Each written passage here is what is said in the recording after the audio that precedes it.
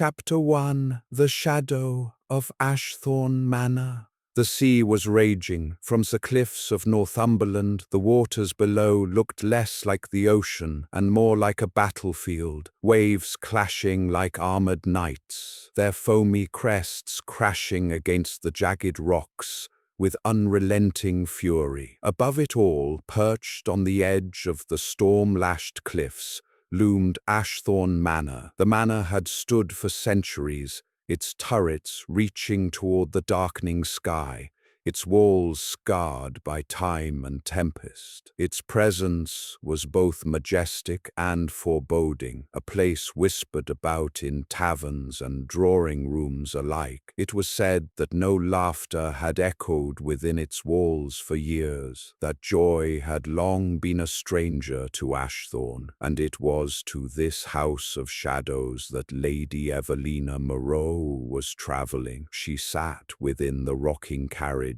her gloved fingers tightly clasped in her lap. She was 21, with hair the color of chestnut mahogany and eyes that shifted between green and gray depending on the light, eyes that often betrayed her inner storms even when her face remained calm. Her father, Baron Moreau, had insisted she spend the winter at Ashthorne, away from the endless questions of London society. Evelina's defiance of tradition, her refusal of suitors, her sharp tongue when cornered, had made her the subject of cruel gossip. A season away, he had argued, would temper her spirit. But Evelina knew better. Her father's invitation had less to do with her reputation and more to do with his debts. Lord Tristan Ashthorne, distant cousin and master of the manor, was a man of great wealth, and her father had been all too eager to rekindle a connection. The thought made her lips tighten. She was no pawn in her father's games. "Lady Evelina," whispered Clara, her maid, clutching at her skirts as the carriage rocked with the wind. Clara was a nervous creature, younger than Evelina by a few years, with wide eyes that seemed to search every shadow. "Do you know the stories?" Evelina turned her gaze from the storm-lashed window. "What stories?" "The ones about Lord Ashthorne." Clara's voice dropped to a fearful hush. "They say he is cursed." Evelina arched a brow. "Cursed?" Clara nodded vigorously. "That no woman who loves him lives long enough to see her love returned. His betrothed, she died the very night before their wedding, and another, years before, taken by fever just as he began to show her kindness. Some say his family is bound to sorrow. Others," she hesitated, shivering,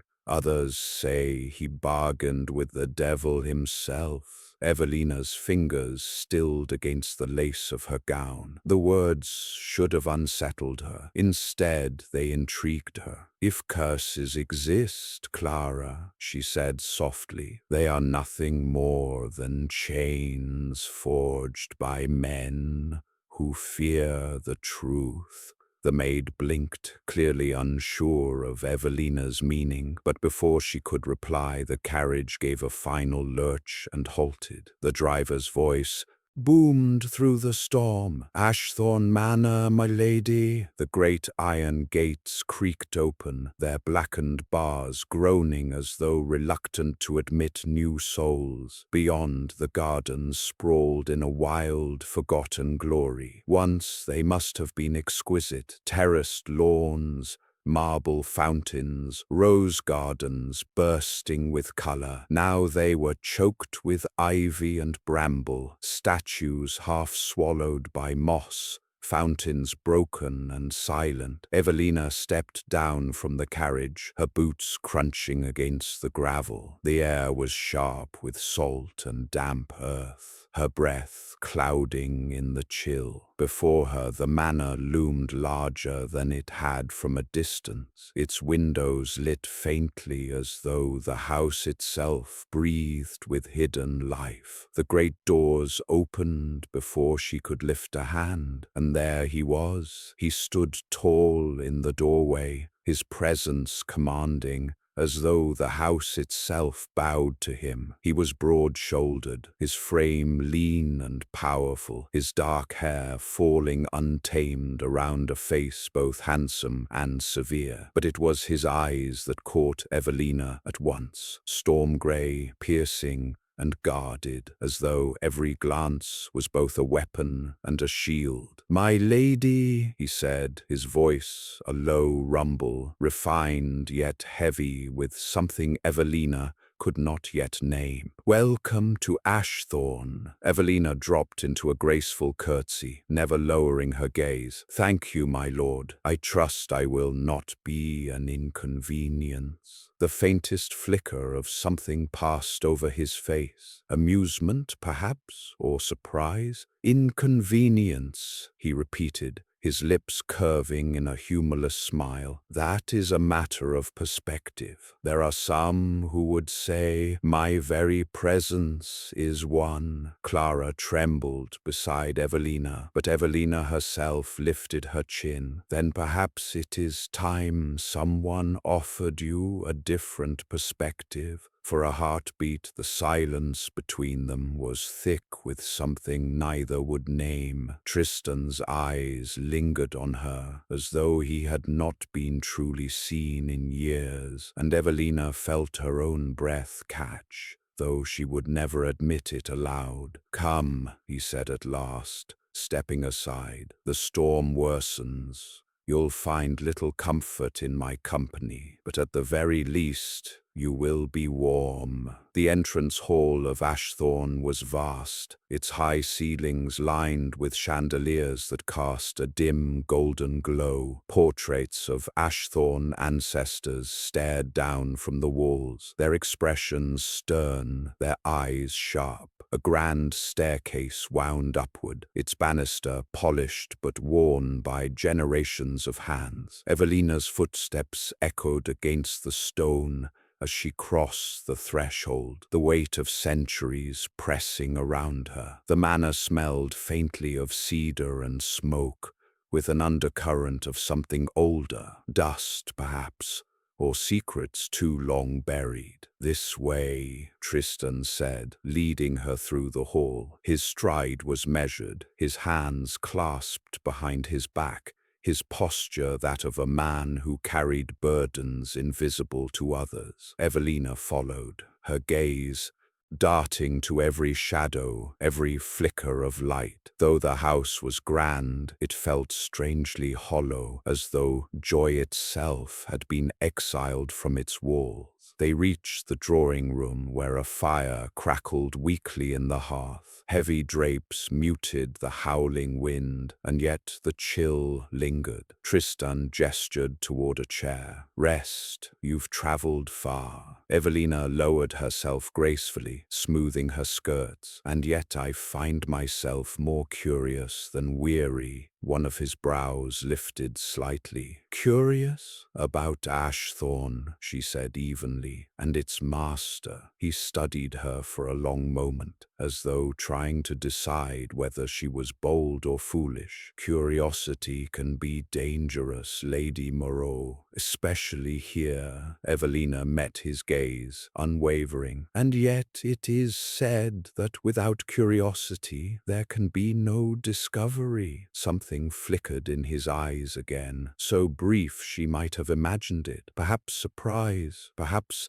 something softer, buried too deep to name. At last he turned away, his voice curt. "You'll have your rooms prepared. Supper will be served within the hour. If you require anything, the staff will see to it." and with that he left her by the fire, the echo of his presence lingering long after his footsteps faded. Evelina sat in silence, her heart racing faster than it should. So this was the man they called cursed, a man whose walls were as high as the cliffs his manor stood upon, a man whose heart, if the whispers were true, had long ago turned to stone. Yet Evelina felt something stir within her, not fear, not dread, but a spark, like the first flicker of fire in a long-dead hearth, for she had seen it, if only for a moment, the shadow of loneliness in his storm-grey eyes, and she knew then, as the wind rattled against the manor walls,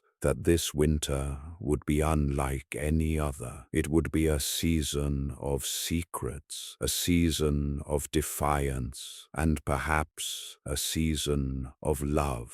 Chapter 2. Whispers of the Curse. The storm did not relent that night. From her chamber window, Lady Evelina Moreau watched the rain streak down the glass in heavy rivulets, the sea beyond shrouded in darkness. Only the occasional flash of lightning revealed the cliffs below, jagged teeth gnashing against the foamy rage of the waves. Her room was vast, though its grandeur felt subdued. Heavy velvet drapes framed the windows. The canopy of the bed hung with embroidered fabric, once rich but now faded with time. A fire burned low in the hearth, struggling against the chill that seemed woven into the very stones of the manor. Clara fussed with Evelina's trunk, muttering nervously to herself. "It's too quiet," she whispered. "A house this size ought to have laughter,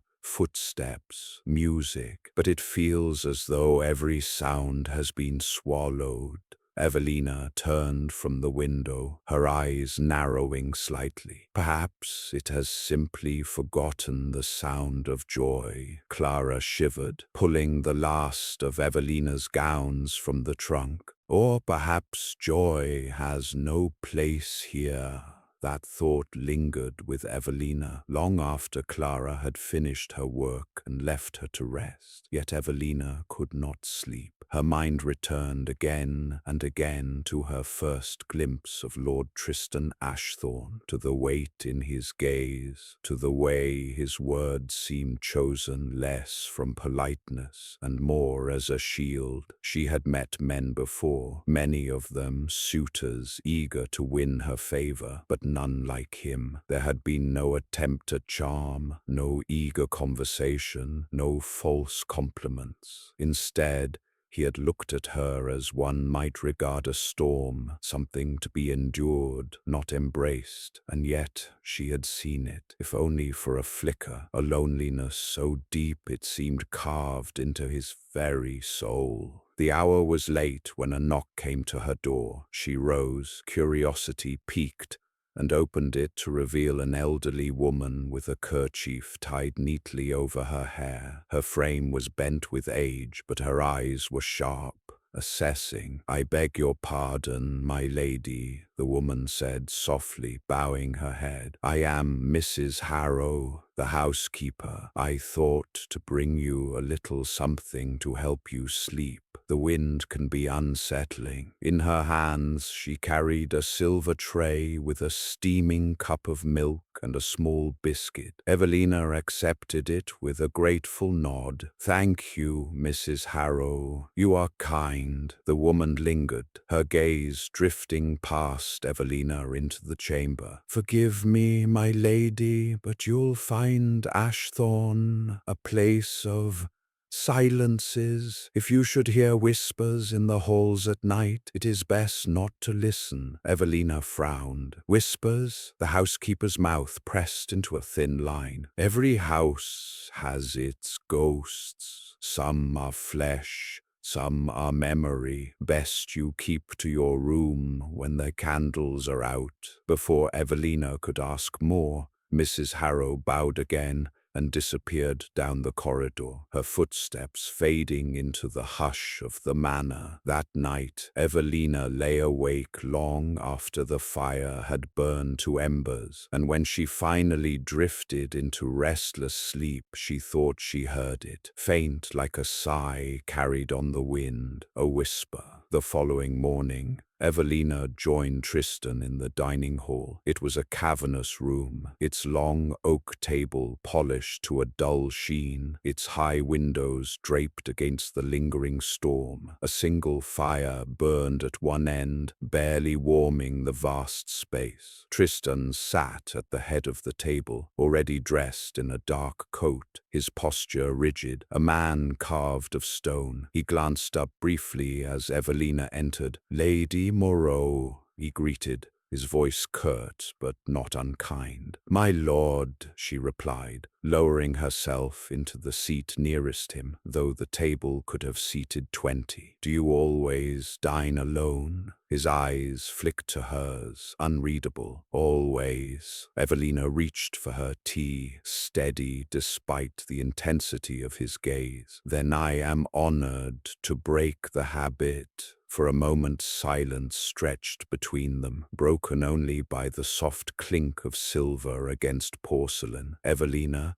watched him over the rim of her cup, noting the way his jaw tightened, as though every word he might speak was weighed before release. At last she asked, "Is it true what they say, my lord, that Ashthorn is cursed?" The question fell into the air like a stone into still water. Clara, serving nearby, gasped softly, nearly dropping the tray in her hands. Tristan's gaze sharpened. His voice, when he spoke, was low and dangerous. "And what is it they say? That no woman who loves you lives to see her love returned?" Evelina's tone was steady, though her heart beat fast. The silence that followed was so thick, Evelina could hear the hiss of the fire across the room. Tristan set down his knife with deliberate calm, his eyes never leaving hers. "Superstitions," he said at last, though his voice was cold, "whispered by servants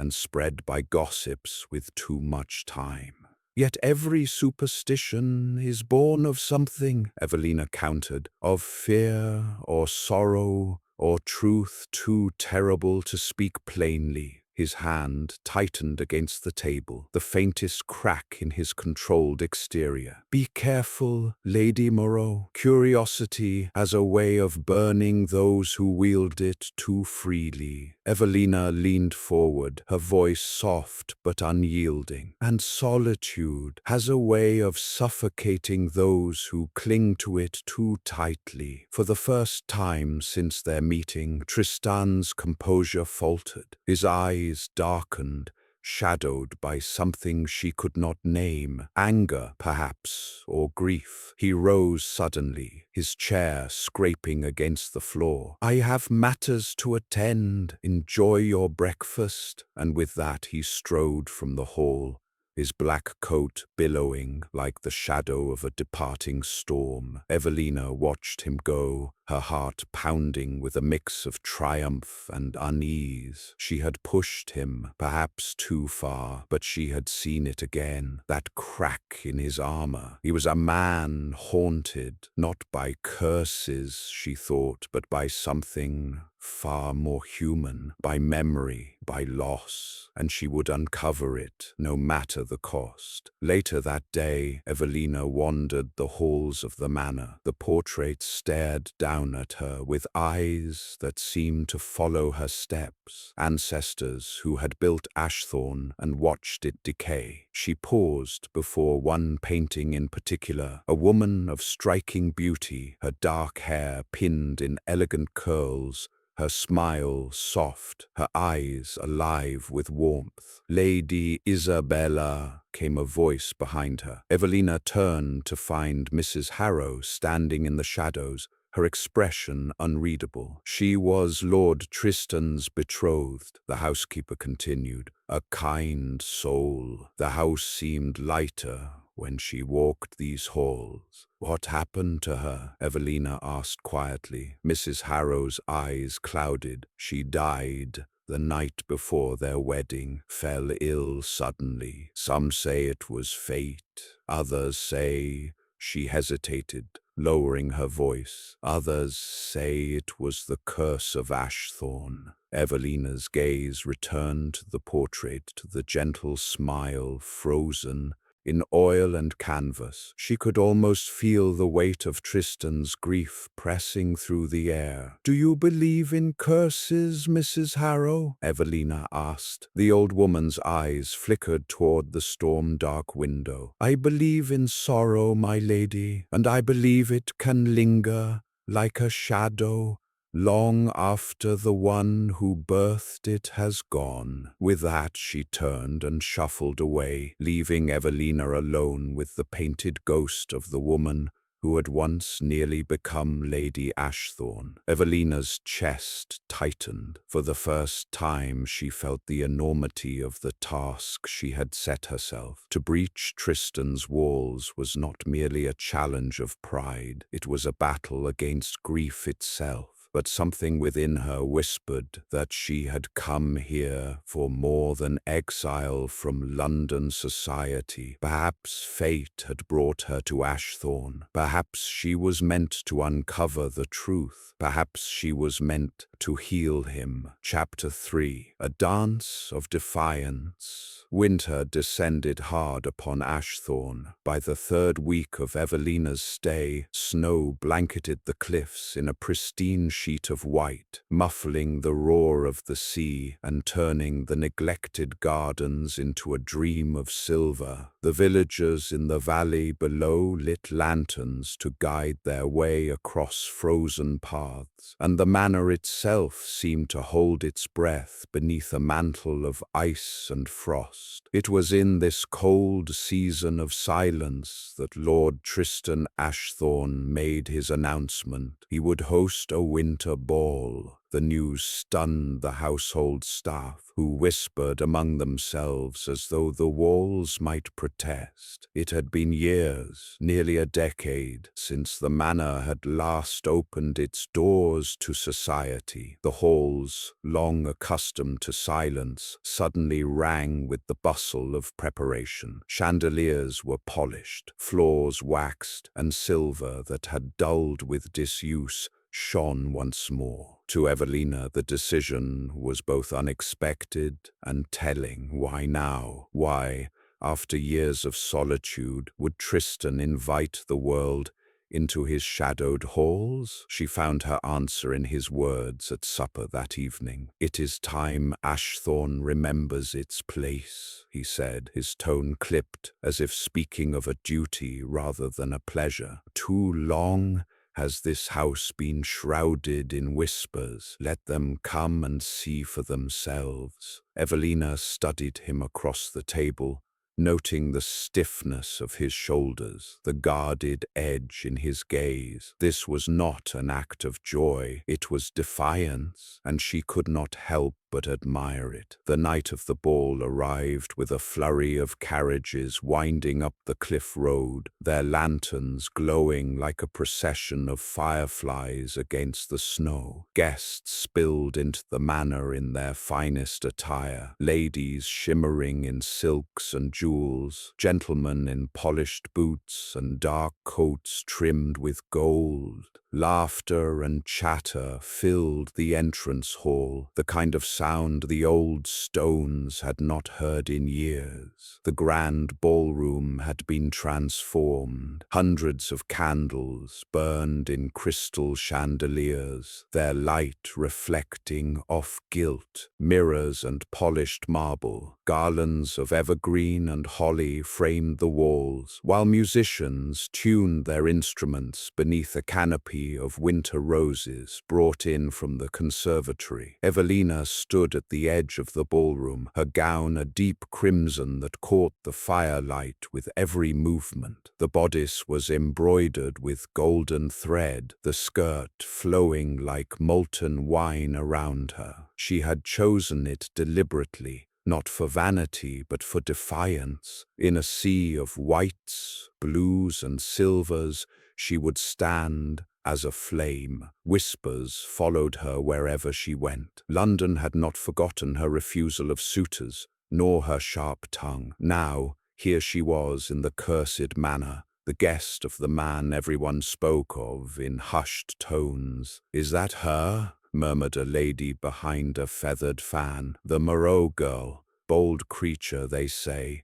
"And him? Has he spoken to anyone yet?" "No, he watches from the shadows, as always." Evelina's gaze swept the room until it found him. He stood apart, near the base of the grand staircase, dressed in black as ever. His presence dominated the room, even as he remained silent, his storm-grey eyes scanning the crowd with the detachment of a man observing a battlefield. And yet, despite his distance, people circled around him, drawn by the very aura they feared. He did not smile, he did not bow, he simply endured their presence, as though the ball were nothing more than another storm to outlast. Something inside Evelina rebelled at the sight. This was not how it should be. If he had opened his doors, he should not remain in the shadows like a ghost haunting his own halls. He should stand in the light. He should remind these whispering mouths that he was not a curse, but a man. And so Evelina acted. The musicians struck the first notes of a waltz. Couples began to move gracefully across the polished floor, silks swaying, jewels catching the candlelight. Evelina did not hesitate. She crossed the room, her crimson gown blazing through the sea of muted colors, until she stood before Tristan. "My lord," she said, her voice clear enough to be heard by those nearest, "would you grant me this dance?" A hush rippled outward, heads turned, fans fluttered. It was audacity itself, a young woman, unwed, asking the cursed lord before an audience. Tristan's eyes fixed on hers. In them she saw the storm, anger at her boldness,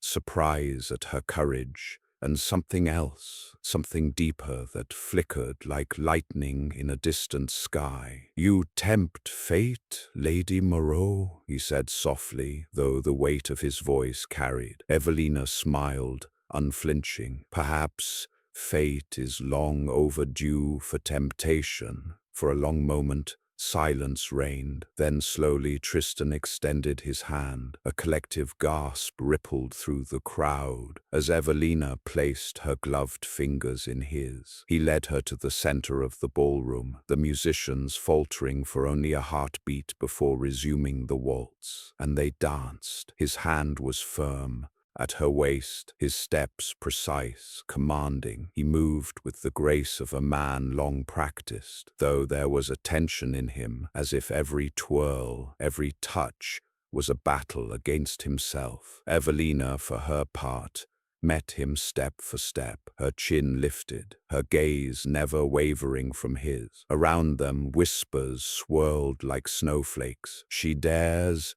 Does she not fear the curse? Look at them, fire and shadow." Evelina leaned closer, her voice low enough for only him. "You see, the world has not ended." Tristan's eyes bore into hers, unreadable. "Not yet." The music swelled, and for a fleeting moment, something shifted. The room faded away, the whispers dulled, and it was only them, the storm and the flame, circling, clashing, intertwining. When the music ended, the applause was hesitant, uncertain, but real. Tristan released her hand, his expression unreadable. "You play a dangerous game," he murmured, his breath brushing her ear. Evelina's lips curved. "I do not play games, my lord. I fight battles worth winning." The ball carried on, but a subtle unease wove through the night. Several times, Evelina caught sight of strangers, watching too intently. Men she did not recognize, their gazes sharp, calculating. Once,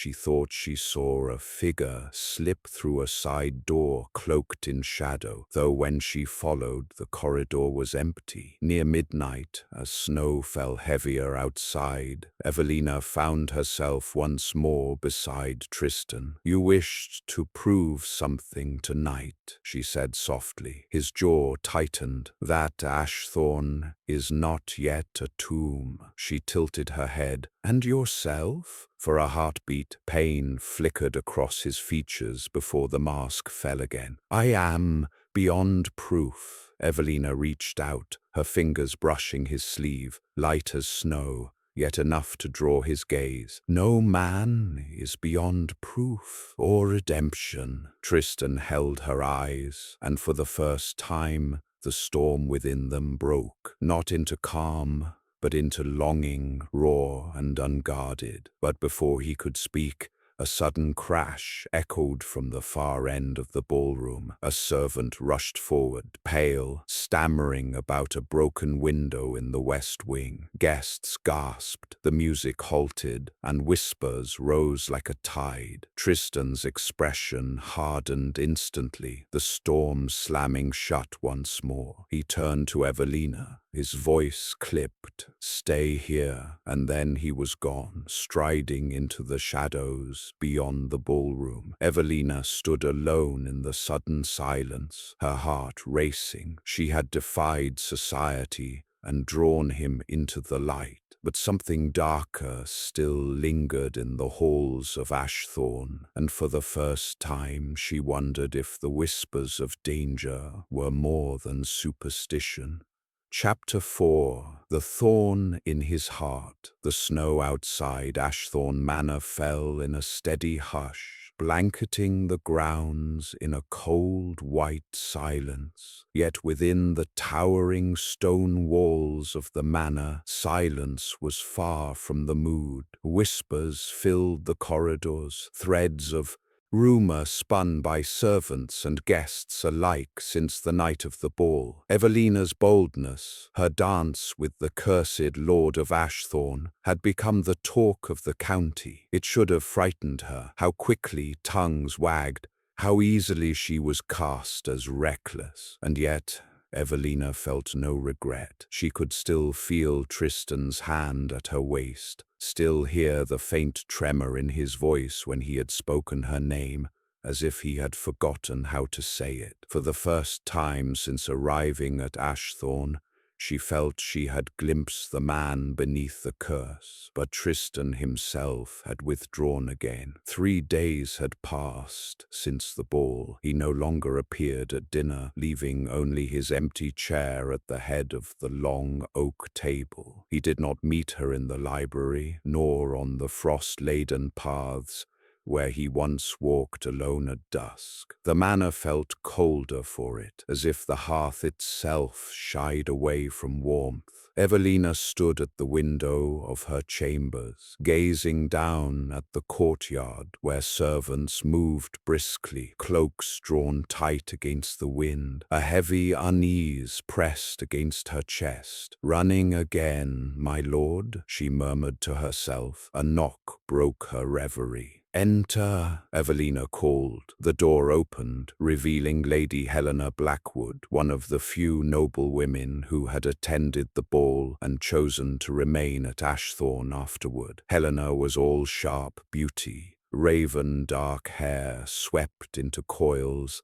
a crimson gown that shimmered like spilled wine. Her eyes glittered as she stepped inside without invitation. "My dear Miss Winter," Helena purred, her voice dripping with practiced sweetness. "I trust you are settling well into Ashthorn, such a dreary old place, though I must admit you seem determined to make it lively." Evelina stiffened. She had already noted Helena's 2 long glances at Tristan during the ball, the possessive curl of her smile when he walked past. "I find it intriguing," Evelina said politely. "Do you?" Helena's gaze sharpened. She stepped closer, lowering her voice. "You must forgive me for being so direct, but you are new to our world. Lord Ashthorn is not a man to trifle trifle with. His curse is no idle tale. Evelina met her eyes. Perhaps, but perhaps it is also a tale exaggerated by fear. Helena's lips curled. Ah, so you fancy yourself the heroine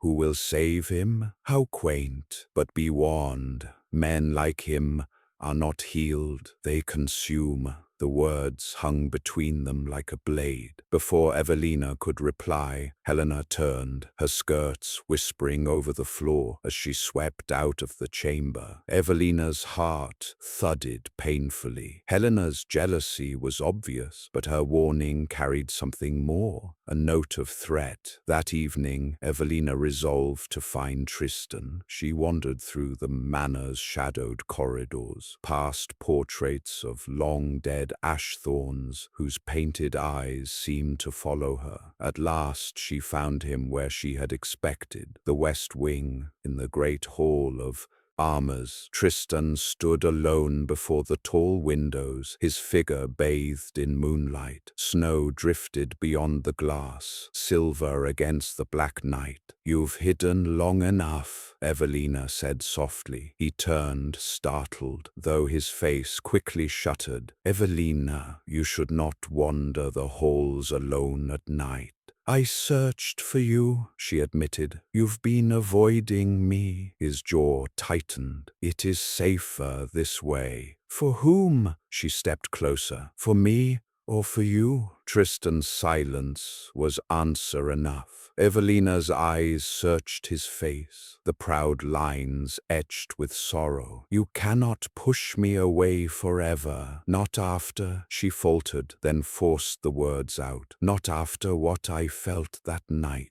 A muscle worked in his throat. He turned sharply, striding toward the armors that lined the hall. "You know nothing of what you risk, Evelina. The curse is real. Every woman who has loved an Ashthorn has paid for it in blood. My father, my mother." His voice cracked like a breaking branch. "I will not allow it to happen again." Evelina's chest ached. She wanted to reach for him, to soothe the storm raging inside him. But his grief was a fortress. Before she could speak, a clatter echoed from the shadows. Both turned sharply. One of the tall armors had shifted, its metal gauntlet clanging against the stone floor. Tristan moved at once, drawing a dagger from his belt. "Who goes there?" But the hall was empty, save for the endless rows of steel knights. Only silence answered. Evelina shivered, yet in her gut she felt certain someone had been there, watching. The next morning confirmed her fear. Whispers raced through the manor, of a shadow seen slipping through the servants' quarters, of papers missing from Tristan's study. Helena lingered in every corridor, her smile too knowing. In the library, Evelina confronted her. "You speak of curses, Lady Helena, yet you skulk about like a thief in the night. What game do you play?" Helena's laughter rang cold and bright. "A game? No, darling, this is no game. Do you not see? You are the thorn in his heart, and thorns draw blood." She swept past Evelina, leaving the words to linger like poison. Evelina gripped the edge of the table, breath shallow. For the first time since arriving at Ashthorn, true fear coiled in her stomach, but alongside it burned something fiercer, resolve. If Tristan was cursed, if enemies circled him like wolves, then she would not cower, she would fight, even if it cost her everything. Chapter 5. Secrets in the Moonlight. The night pressed heavy upon Ashthorn Manor, its stone towers rising like dark sentinels beneath a winter moon. Snow glittered on the rooftops, and the frozen gardens lay hushed, silvered under the stars. Yet Evelina could not sleep. The words of Lady Helena haunted her. "You are the thorn in his heart. Thorns draw blood." And Tristan's own grief lingered like an echo. "My father, my..."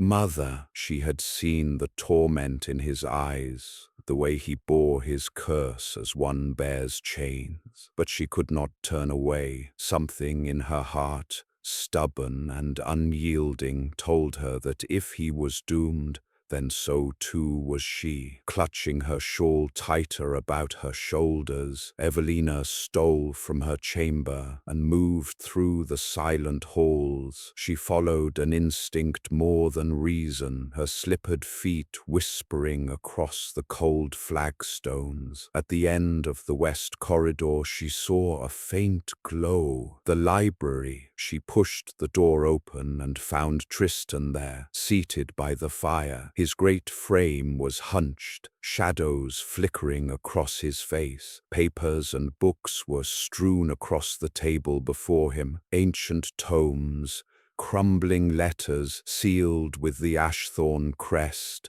scrolls yellowed with age. He looked up sharply as she entered. "Evelina," his voice was hoarse, guarded. "You should not be here. And yet I am." She stepped inside, closing the door. "Do you mean to lock me out forever? To drown in ghosts while I stand helpless?" Tristan rose, his jaw tight. "You do not understand. This curse? Then help me understand," Evelina cried, her voice breaking. "You push me away, but I see your suffering. You hide, but I hear your heart screaming. Tristan, I cannot turn from you, not now." His breath faltered. For a moment the mask slipped, and raw anguish shone through. He turned to the fire, running a hand over his face. "My father," he began slowly, "believed himself beyond fate. He loved fiercely, unwisely. My mother was radiant, gentle. She believed she could tame the shadows that haunted Ashthorn. But love did not save her. She died in childbirth,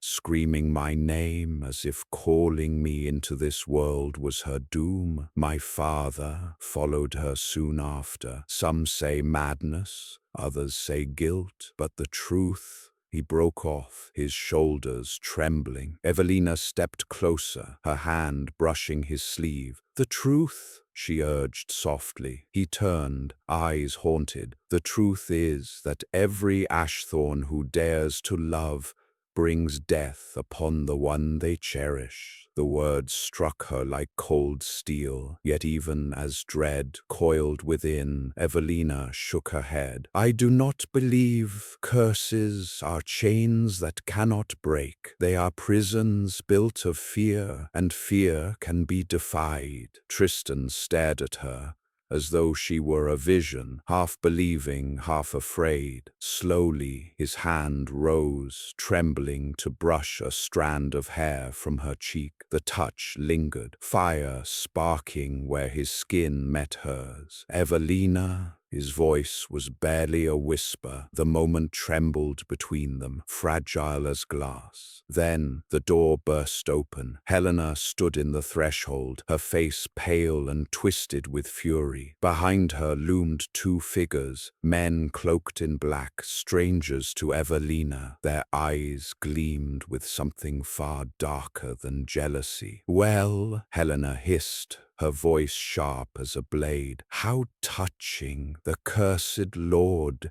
and his little savior."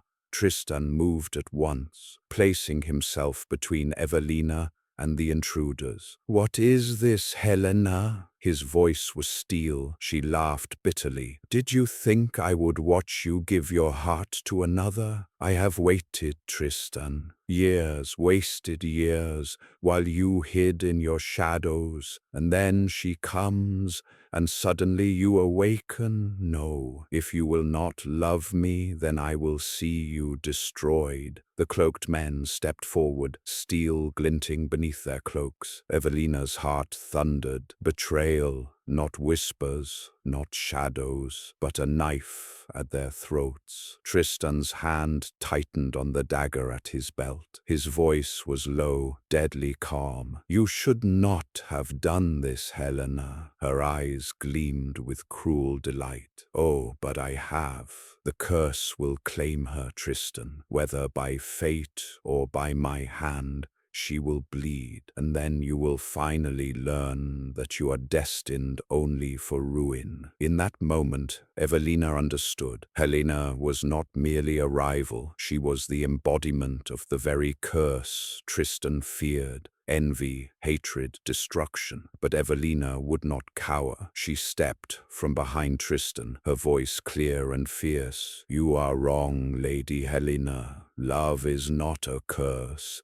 It is the only weapon strong enough to break one." Helena's face twisted. With a sharp cry, she motioned to the men. They lunged.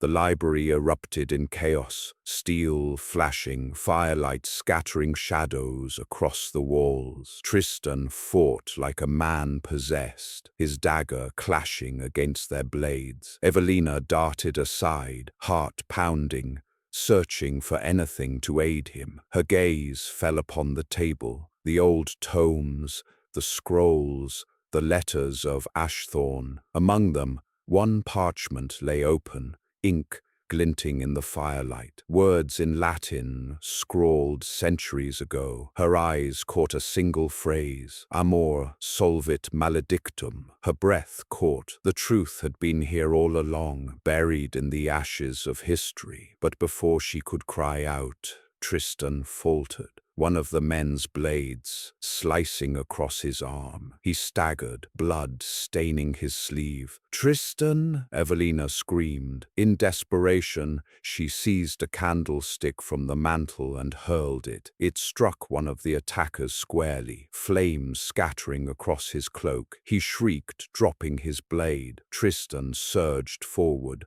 driving his dagger into the man's side. The second lunged at Evelina, but Tristan was there, pulling her into his arms, turning the blade upon the assailant with a savage cry. When the struggle ended, both men lay crumpled on the floor. The fire crackled, smoke curling where the candlestick had fallen. Helena, pale and trembling, backed against the door. Her eyes darted between the bodies and the blood on Tristan's hands. "You see," she whispered, almost frantic, "death follows you, Tristan, always." Then she fled into the night, her footsteps echoing down the hall. Silence fell, broken only by Tristan's ragged breaths. Evelina turned to him, her hands trembling as they cupped his face. "You are not cursed," she whispered fiercely. "You are not." His eyes searched hers, filled with torment. "And yet,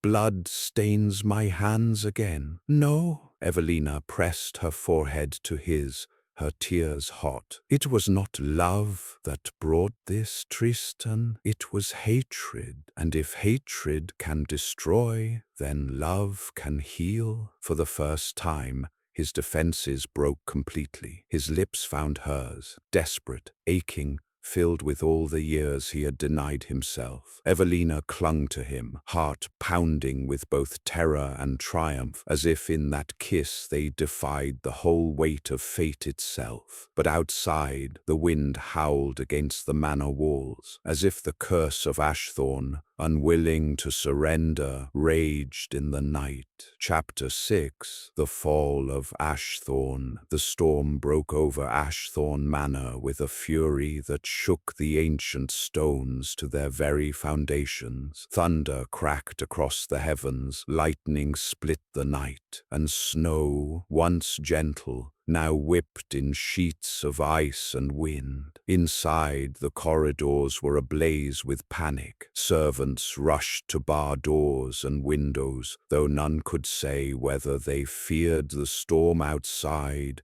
or the greater tempest gathering within, for Helena had returned. Word spread swiftly. The Lady of Blackwood had gathered men loyal to her family, armed and merciless, and they were advancing on Ashthorn with torches. The manor, Tristan's legacy, his prison, his inheritance of sorrow, was to be reduced to ruin. Evelina found Tristan in the great hall, armored as if he were some medieval knight torn from the paintings on the walls. His black cloak billowed, his hand gripped the hilt of his father's sword. Yet it was his eyes that struck her most, dark, resolute, resigned. "This ends tonight," he said. "No," Evelina whispered, rushing to him. "It begins tonight. You are not bound to this curse.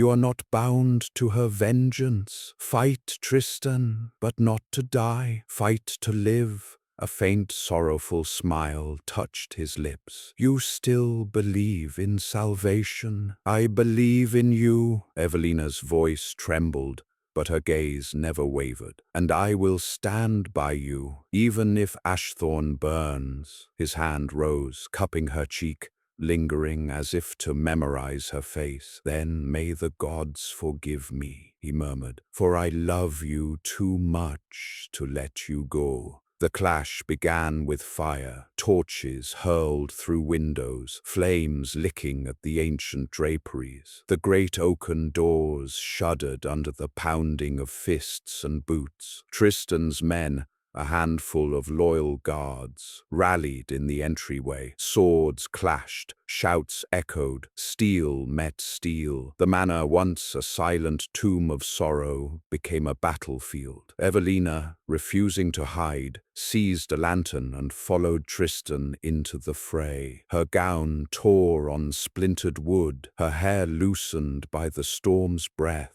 But her courage did not falter. Helena entered amid the chaos, her crimson cloak billowing like a banner of blood. Her eyes glowed with fanatic fire as she strode toward Tristan. "See, my love," she cried above the din. "Ashthorn falls because of her. This is the curse you carry. Every stone, every soul you touch crumbles to ruin." Tristan faced her, sword gleaming in the firelight. "No, Helena, this ruin is of your making. The curse was never love. It was envy, greed, and hatred such as yours." Her laughter rang sharp as glass. "Then let it consume you." She raised her hand, and one of her men lunged forward, not at Tristan, but at Evelina. "Evelina!" Tristan roared, but she was quicker. With desperate strength, she hurled the lantern into the attacker's path. It shattered in a burst of flame, driving him back. Yet the fire caught swiftly, spreading across the tapestries, leaping to the beams above. Smoke curled, thick and choking. "The manor!" cried one of the servants. "It's burning!" In the inferno's glow,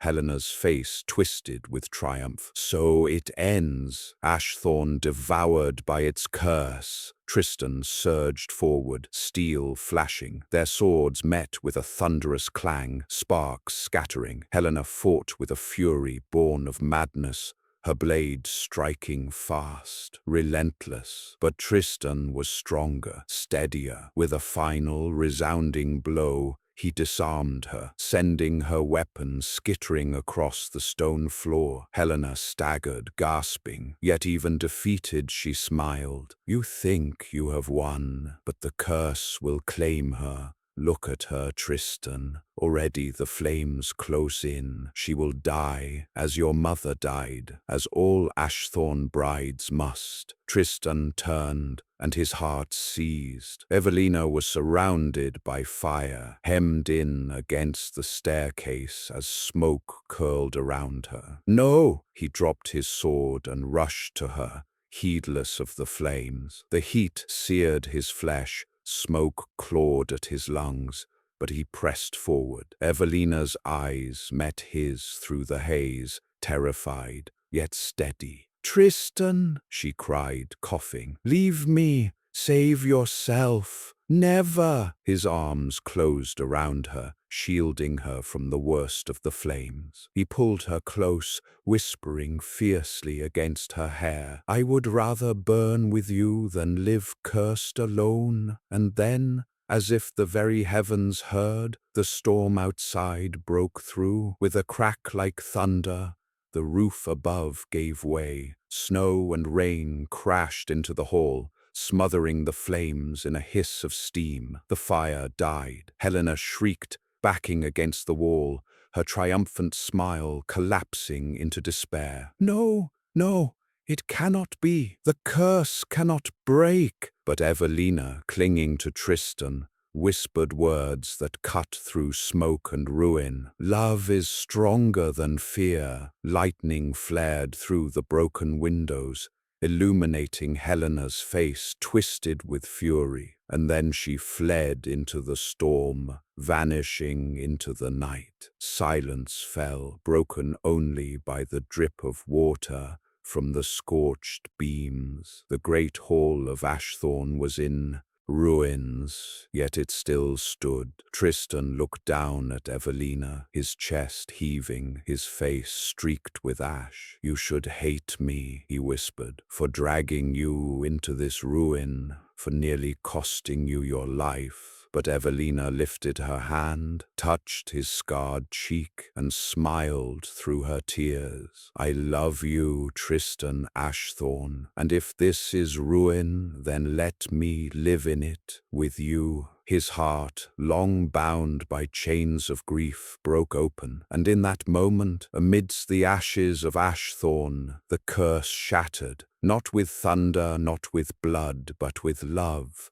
Chapter 7. The Queen from the Ashes. The storm had passed. Morning light broke over Ashthorn's hills, pale gold spilling across the snow-draped countryside. The manor itself stood scarred but unbroken, its towers blackened with soot, its windows shattered, its great hall charred with smoke. What once had been a fortress of sorrow now lay in ruins, and yet, somehow, alive. Inside, silence lingered. The servants moved quietly, as though afraid to disturb the fragile peace after the night's violence. Burnt beams smoldered, ash drifted like grey snow upon the stone floors. Yet among the wreckage, a strange sense of calm had settled, as though the house itself exhaled at last. At the center of it all sat Evelina. Her gown was torn, her hands blackened with soot, but her eyes burned brighter than the morning sun. She sat beside Tristan, who leaned wearily against the wall, his arm bandaged where the blade had struck him. His face,